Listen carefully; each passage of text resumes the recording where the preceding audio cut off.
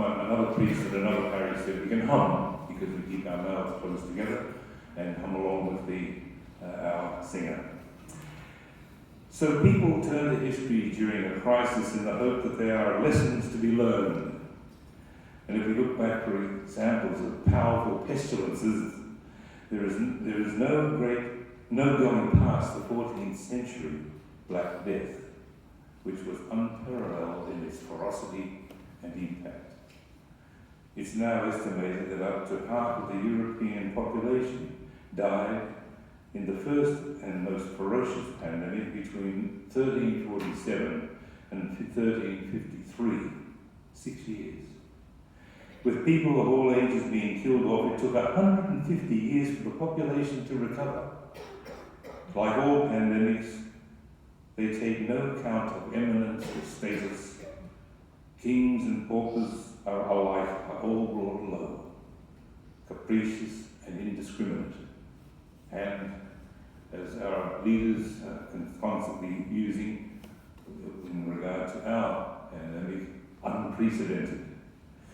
The scale of the tragedy ruptured, this is the Black Death, many medieval certainties. Some historians have suggested it planted seeds of the revolutions in political, social and religious thought that we call the Renaissance and the Reformation. Perhaps the most significant dimension of all, for whatever we conclude about the Black Death's influence on history, there can be little doubt it undermined the common understanding of life and death, resulting for many ordinary people in a crisis of faith. The parallels between then and now, I believe, are unnerving, disturbing, but hopeful. Medieval Europeans not only believed in God, but had such a rock-solid view that the deity underpinned the stability of the entire political, social, and economic order. Definitive information about God and how to mitigate his anger was delivered through Christ represented on earth. We're talking about Europe. And of course, that was the Catholic Church. While there was much that was wondrous in the popular piety at the time, the prescribed God was a stern and vengeful one. Theologians might write philosophical, nuanced tracts in Latin from the safety of the university or monastic library. But at the parish level, uneducated priests ensured their flock remained perpetually frightened of the punishment to come. The only path to protection from God's righteous wrath was to practice the sacraments, submit to authority, work hard, do good works, and accept penance. Nothing could guarantee entry into heaven. Only the rich could afford that kind of indulgences, those kinds of indulgences. But obedience to the teaching of the Church would minimize the sinner's time in purgatory. The object of medieval Catholicism was to accumulate as much credit as one possibly could. The basis of hope was your heavenly hoard.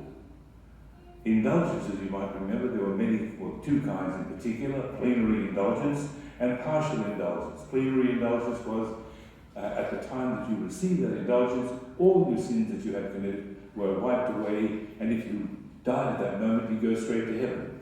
And partial indulgence is a bit like modern superannuation. It's hoarding it away for a future time, and it will mitigate the time you spend in purgatory. When the plague arrived, priests died, prayers went unanswered, and sacraments had to be ignored as a mass of pestilential bodies piled up in the streets. It seemed as if God had forsaken his people, good and bad alike. It was indiscriminate and indeed capricious. Why this meaningless and rampant suffering? Had the apocalypse arrived? Were we at the end times? Unsurprisingly, in this vacuum, new heretical movements emerged that proved to be precursors to the Protestant Reformation of the 16th century. But the most profound new voices were not usually the loudest. Perhaps the prime example of this was the little-known author of a modest book. We don't even know the real name of the author of the Revelations of Divine Love. I'm sure there are some here who have been inspired, renewed by the story of Julian of Norwich. That was the pen name of the first book ever written by a woman in the English language, or at least the earliest that still survives. Julian was a 6-year-old child when the Black Death came to Norwich in England in early 1349, and a young woman when it returned again in 1362, so it kept coming back. It seems likely she lost much of her immediate family in the first outbreak, and perhaps her husband and children in the subsequent ones, before choosing confinement as an anchoress. Now, if you've been following, reading about it, you'll know what an anchoress is. That's the female version of an anchorite. And I won't go into the details, but briefly it was a person who wanted to live a more humble and celibate life, and they were attached to a church, literally attached in a little cell, 12 by 12.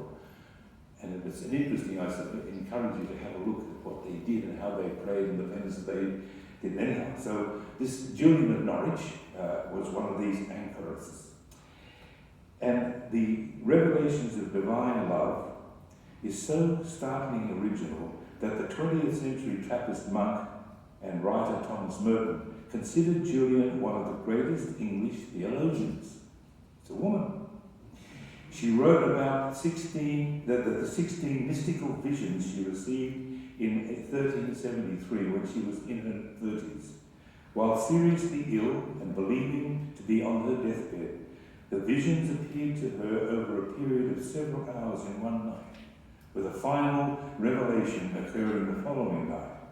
After making a full recovery, she wrote an account of these visions, and she was supposedly, as she mentioned to her, that she was illiterate and had never gone to school, but she had these dreams or revelations which she wrote and were accepted by the church. Julian's book is an uncompromising affirmation of the presence of God with every human being, without regard to their heavenly or earthly status. It's in stark contrast to the harsh, punitive and fear-inducing teachings of the church at that time, and I might add, those of us who are over 80 will remember that the guilt-ridden catechism that we learnt, and how we were very careful not to break our fast, not to eat meat on Fridays because we were doomed. And this is what she wrote, or one of the things, for as the body is clad in cloth, and the flesh in the skin, and the bones in the flesh, and the heart in the trunk, so are we, soul and body, clad and enclosed in the goodness of God. What a marvelous image. Every person is accepted unconditionally. This is all those years ago. God is the true mother of life and of all things, and to the property of motherhood belongs nature, love, wisdom, and knowledge. And finally, two outstanding parallels. At the time of Julian, the church was in turmoil. The scandal of selling indulgences. A wealthy person, a king, a queen, a bishop, could pay their servant or some poor person to walk the Camino, because the Camino brought about a plenary indulgence.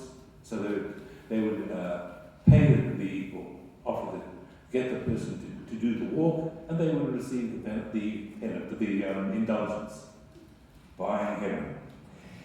So the scandal of selling indulgences, harshness of teachings, the profligacy of the episcopacy, and on the one hand, and on the other hand, a woman living in the cell offered the answer with her 16 mystical visions. Today, the church is also in turmoil in the times of another pandemic, with the scandal of abuse and the cover-up, struggling with credibility, and many leaving the institutional church on the one hand. So now we ask the question, who are the Julians of Norwich today? Who are the prophets of our time? Who will emerge from the pandemic with prophetic insights? Who will emerge at the plenary council to offer a path forward? So finally today, let's go back to our warm home, our little anchorite and anchoress cells, and reflect on our future. individually and as a community and as a church.